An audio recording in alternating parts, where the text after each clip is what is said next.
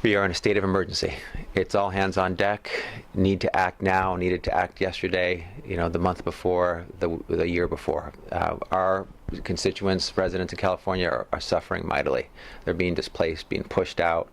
Folks can't live in the neighborhoods and in areas where they grew up. They can't live where they work. They can't live in the communities that they love. And folks are now having to travel untold miles just to get to work. And that has its repercussions on health and on the environment, and it's a downward spiral from there. And we need to create an affordable California where folks can actually live in the state, live in the neighborhoods where they work and love and grew up, and we're far from that right now. So we need to act at all levels. We're doing our part of the state, pushing as hard as we can to address this really urgent need. But it's all hands on deck, every level, federal level, state level, county, cities, to solve this problem. Talk a little bit about these big landlords, Colony Starwood. Jared Kushner. The Kushner family, Thomas Barrick, and how they're bundling and how they're gobbling up these foreclosed properties, raising rents and evicting people. How do you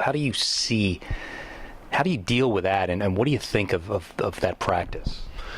It's a despicable practice, and it's a huge problem, and it's happening right in my district in the East Bay, in Oakland, and elsewhere, where there are these Wall Street entities, Colony Starwood, Blackstone, which are buying up single-family homes, and rather than having single-family homes to be the aspiration and the achievement of the American and the California dream, where a family can own a home and be homeowners and live comfortably and achieve the middle-class dream, it's being flipped and turned on its head so that these single-family homes are actually locations for victimization, where working-class folks who are trying to live the California and American dream are seeing their rents be increased tremendous amounts, hundreds of dollars, thousands sometimes, and are facing eviction or facing displacement, and that's wrong. And it's happening to thousands of units right here in California that are being bought up as assets to make profit, to turn profits on Wall Street. And so